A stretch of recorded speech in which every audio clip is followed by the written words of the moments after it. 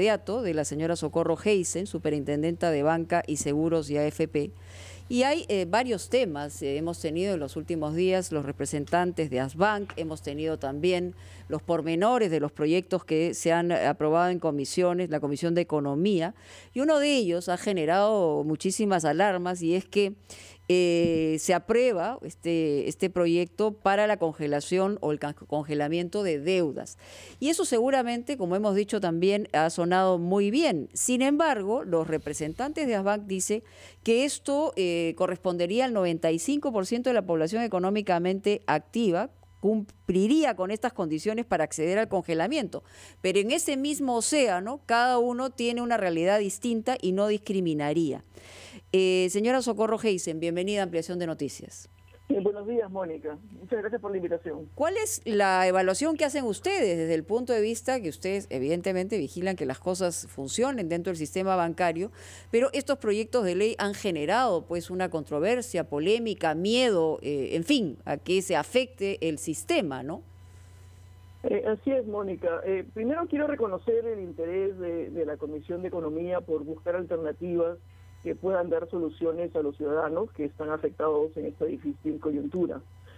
Sin embargo, el dictamen aprobado el miércoles de manera rápida e inesperada por la Comisión de Economía, si bien reduce algunos de los impactos negativos de proyectos previos, por ejemplo, excluye a la gran mayoría de microfinancieras, no levanta las observaciones de fondo que tenemos sobre este tipo de proyectos de ley.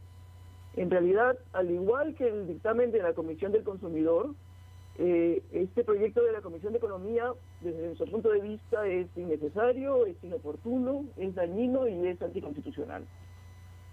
Y es innecesario porque las entidades financieras ya han reprogramado más del 60% de la cartera de micro y pequeña empresa, más del 50% de la cartera de consumo, más del 40% de los créditos hipotecarios, haciendo uso de las flexibilidades regulatorias de la superintendencia. Pero ¿cómo le explicamos a la gente? O sea, la percepción de la gente es, pero caramba, estamos en una situación muy difícil, ¿cómo no van a reprogramar deudas? ¿Cómo no nos van a dar facilidades?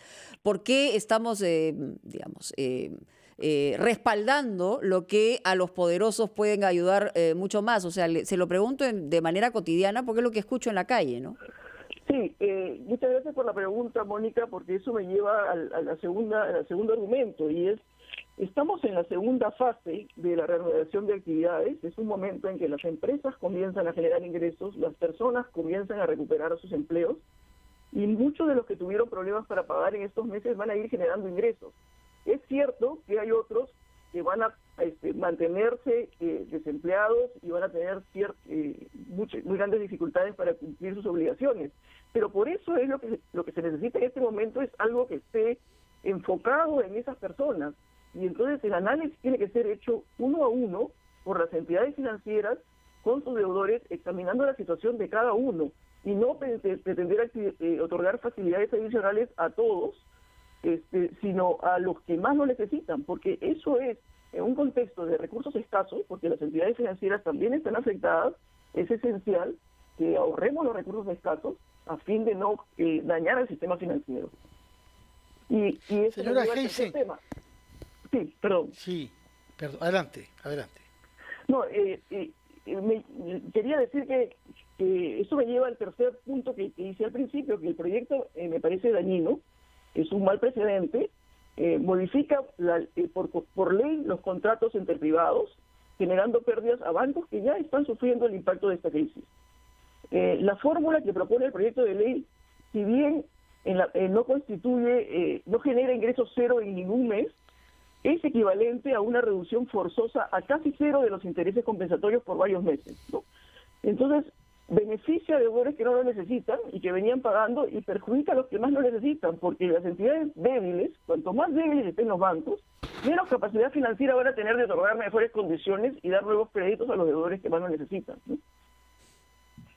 Sí, es importante notar que ya en abril y mayo ha habido una enorme reducción de las utilidades de las empresas financieras, de los bancos. Algunos ya empezaron a mostrar utilidades negativas, y es claro que nosotros que tenemos información, que podemos ver los estados financieros y la situación y podemos calcularla, sabemos que los bancos van a tener pérdidas aún sin el impacto de esta ley.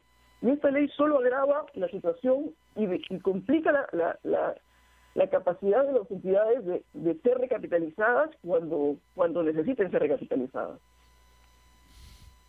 Sí, usted ha venido sosteniendo en efecto que este proyecto es innecesario, inoportuno, dañino e inconstitucional. Sí, yo quería que nos explique por qué, además de todos los otros de todos los otros reproches, sostiene usted también que es anticonstitucional, lo que abriría la puerta para que se presente un recurso también a propósito de este proyecto ante el Tribunal Constitucional. Vamos a ir a una pausa primero, señora Socorro Heisen, y luego le escucharemos contestar, comenzando por esa pregunta.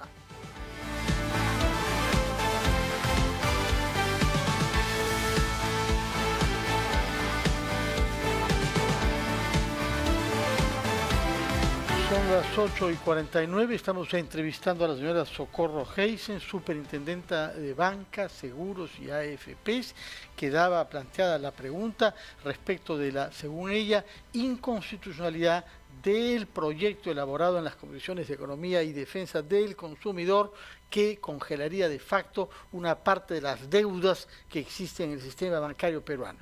Señora Heisen, ¿por qué inconstitucional?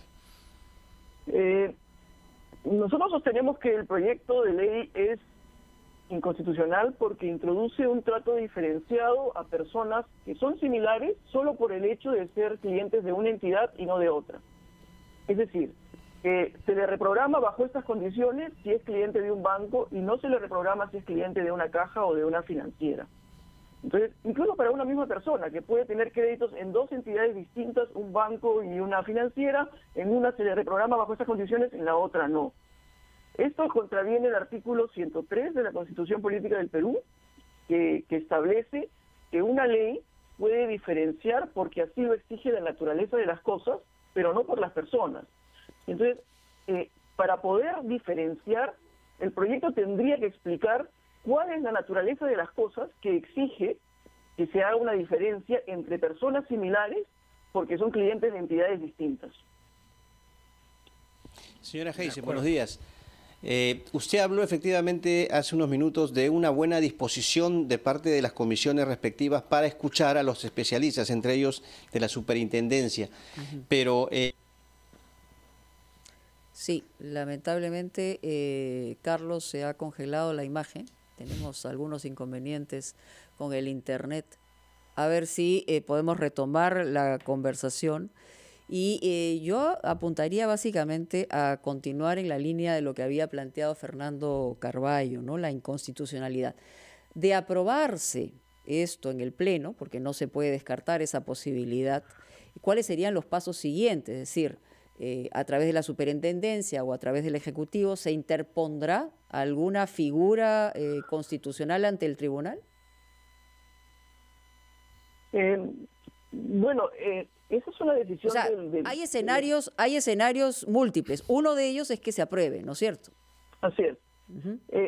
Gracias, Mónica. Esa es una decisión del Ejecutivo. Evidentemente, yo imagino que la primera opción sería observar la ley, ¿no? Pero si aún así se aprueba por insistencia, nosotros pensaríamos que lo recomendable sería buscar algún tipo de acción constitucional, ¿no? Sí. Hay también economistas que han señalado que la norma está ignorando adicionalmente que los bancos ya han hecho este tipo de reprogramaciones y tipo de tratamientos, o sea, decir, legislar sobre algo que ya se viene haciendo, no de manera indiscriminada y total, sino de manera determinada. ¿Eso también abunda en el argumento que ustedes tienen? Sí, como dije al principio, digamos, desde finales del mes de marzo las entidades financieras se están reprogramando.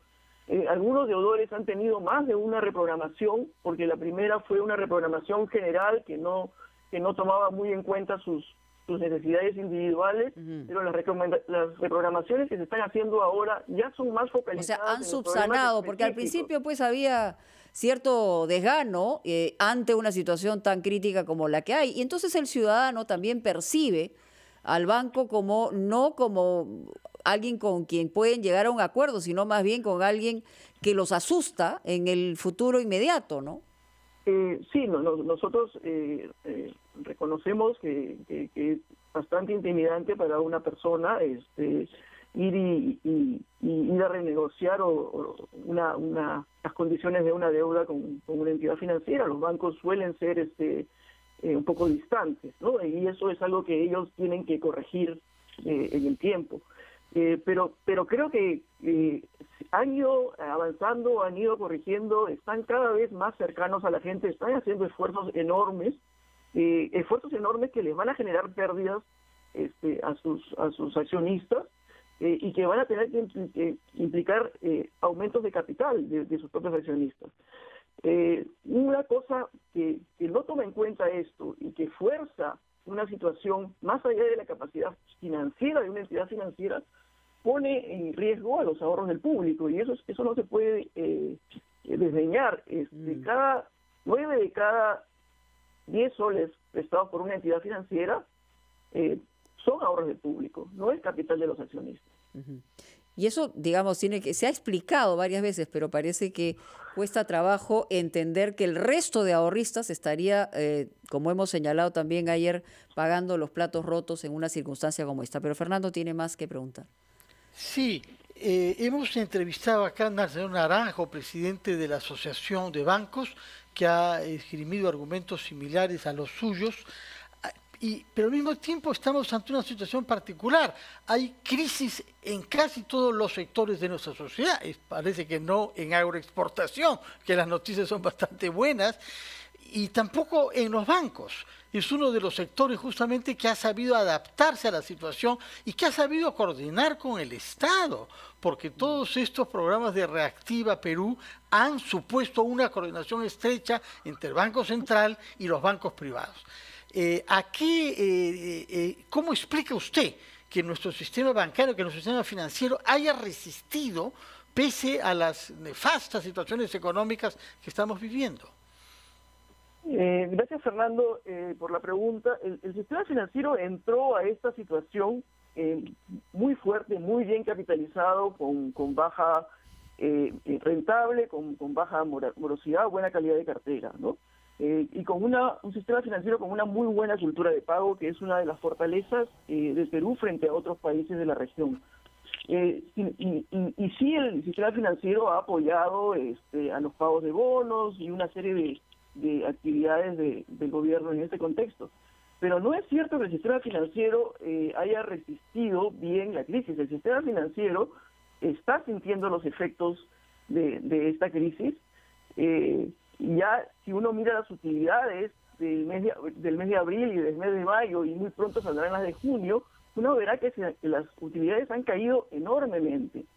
Y esto aún cuando estas utilidades todavía no están reflejando todo el impacto de la crisis, porque uno de los efectos de las facilidades regulatorias que dio la SBS con las reprogramaciones es justamente que no se deteriora la clasificación del deudor y por lo tanto las provisiones no tienen que hacerse de manera inmediata, y segundo, que los créditos reprogramados se registran, los intereses se registran bajo el método de lo devengado, es decir, se registran intereses devengados y no necesariamente percibidos. Cuando más adelante se comience a revelar que los deudores, algunos de estos deudores no van a poder pagar, estos intereses tienen que ser extornados y las provisiones tienen que ser hechas. Y entonces ahí se van a notar las pérdidas. Entonces, sí, no nos confiemos sobremanera, digamos, el sistema financiero está sólido y va a seguir estando sólido mientras nosotros no cometamos errores de aprobar leyes que debilitan aún más la situación de estas entidades. Este proyecto por lo menos afecta, diría yo, seriamente a cuatro bancos que son los especialistas en consumo y en ese crédito. Y en ese sentido, señora Heisen, como usted dice, hay que tener mucho cuidado respecto a lo que se apruebe en el Congreso, pero usted se refería en un momento de la entrevista a la buena disposición que hubo en la comisión respectiva. Pero yo quisiera saber si alguno de las propuestas o observaciones de los especialistas, en este caso la Superintendencia de Banca y Seguros, fue tomada en cuenta en el texto final de este dictamen que ya ha sido aprobado y que pasa al Pleno, que debe ser aprobado, me imagino, porque hay una tendencia a ello. Pues yo creo que el Congreso está haciendo algunos esfuerzos de reducir los impactos y los daños de estos proyectos, pero me parece lamentable que estemos buscando hacer proyectos reduciendo los daños que producen. ¿Por qué no hacemos proyectos que generan beneficios, que generan bienestar a los peruanos en vez de daños al sistema financiero, ¿no? Y yo creo que han tomado, a su manera, han tomado en cuenta al excluir, por ejemplo, a buena parte de las microfinancieras de estos proyectos, han tomado en cuenta nuestras observaciones que decían que las microfinancieras no podían resistir una reprogramación mandatoria. Lo cierto es que tampoco lo pueden algunos bancos, ¿no? Pero el problema es serio. O sea, golpear al sistema bancario, para concluir, señora Heisen, en esta dirección sería agudizar la catástrofe económica en el país. Así es, y debilitar al sistema financiero al que necesitamos que apoye la recuperación, que dé créditos y que apoye a los deudores que más lo necesitan para poder salir adelante todos juntos, como dijo hace unos minutos el defensor. Y claro, los banqueros también tienen que poner barbas en remojo, porque es importante que en este momento la percepción sea que todos estamos apuntando a la misma dirección, ¿no? Así es, totalmente de acuerdo, Mónica. Muy bien, le agradecemos muchísimo su presencia aquí en Ampliación de Noticias. Es la hora en punto, tenemos que irnos a una pausa, gran resumen, y regresamos con mucho más. No se muevan.